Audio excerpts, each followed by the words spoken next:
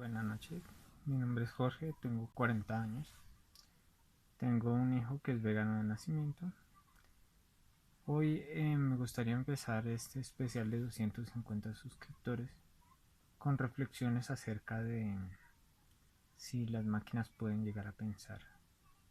Cada vez es más evidente que las máquinas tienen capacidades similares a los animales e incluso en algunos aspectos es muy evidente que nos han llegado a superar.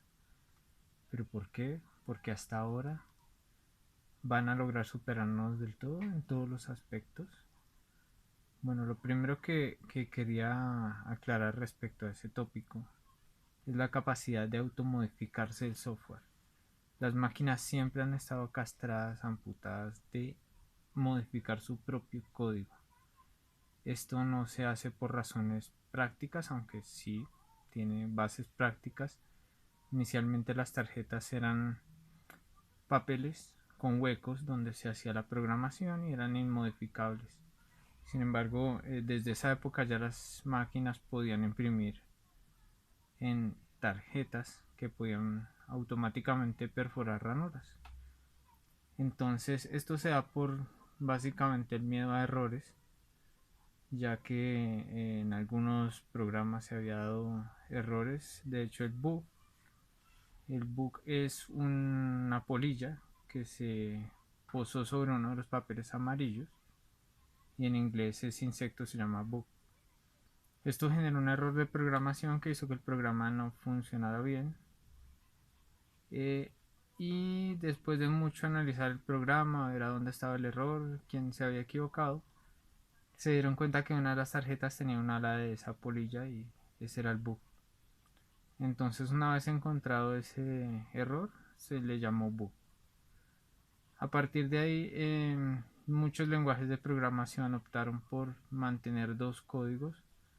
Uno con el que se programaba, que se hacía compilación, más el programa no se podía autocompilar. Compilación quiere decir colocar los bits para que la máquina pueda leer el programa.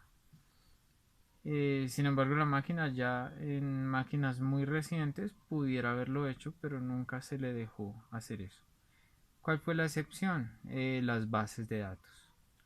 Las bases de datos son partes dinámicas de los programas que pueden modificarse a sí mismos.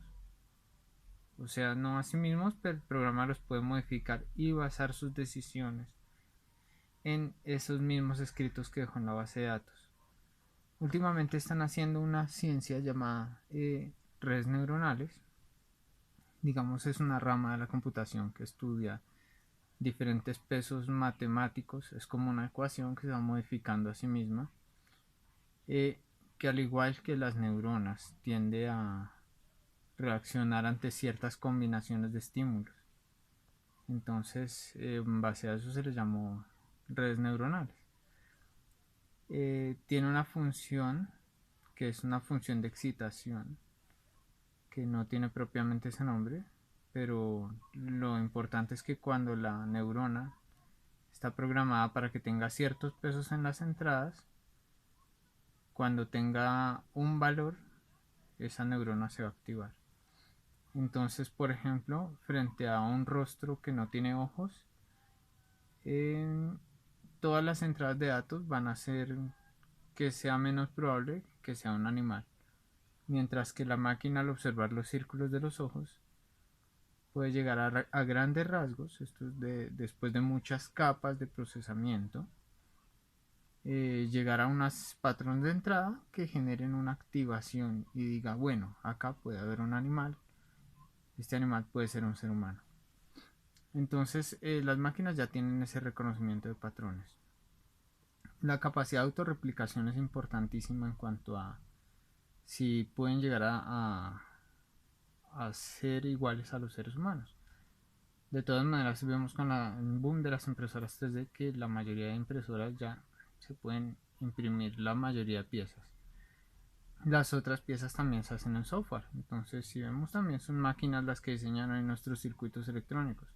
Ya no son artesanos que ensamblan de a poco los circuitos. Incluso quienes extraen los componentes muchas veces son máquinas. la mayoría de minería se realiza con máquinas automáticas. Entonces, bueno, este miedo había tenido a las máquinas en un cierto limbo, pero ahora viene una pregunta muy importante, muy interesante. Las máquinas pueden llegar a vernos como un recurso, pero no habría, o sea, eso no sería una preocupación exclusivamente de las máquinas. Nosotros vemos a animales que sabemos desde el 2012 con el consenso de Cambridge y desde nuestra intuición. Sabemos que tienen miedo, que sienten, que pueden expresar el afecto. La mayoría de animales pueden hacer eso, los mamíferos, aves, peces, pulpos. Sin embargo, nosotros no les vemos una valoración moral suficiente para respetarlos. No en todos los casos, algunas personas lo hacemos, pero no todas. Entonces, programar una máquina que siga estos patrones de conducta, o no programarla, sino entrenarla, porque ahorita las redes neuronales no se programan directamente, en su motor neuronal no se programan, se entrenan. Lo que hace el entrenarse es que darle ciertos premios al modificar los pesos de las neuronas para que se activen con ciertas cosas. Por ejemplo, si la neurona se activa reconociendo los ojos, entonces le damos una premiación, y si no se activa, no le damos la premiación. Y vamos seleccionando las que tengan una puntuación más alta, las combinaciones de las ecuaciones que tengan una puntuación más alta. Estas son ecuaciones particulares más funciones de activación. Y entonces en general eso se le da un premio y se logra conseguir una red neuronal que reconozca ojos. Entonces, si el entrenamiento que le damos es desde un punto de vista que utilice los animales como recursos, puede llegar a utilizar otras máquinas sintientes y a otros seres humanos y a otros animales como recursos, y tener ahí una catástrofe. Bien, eh, ¿en qué se basa la sintiencia? Porque nosotros tenemos la capacidad de sentir, la podemos desarrollar. Nosotros creemos que los otros también, porque también vemos que en el otro hay miedo, en el otro hay amor, afecto, lo expresan de manera similar a nosotros.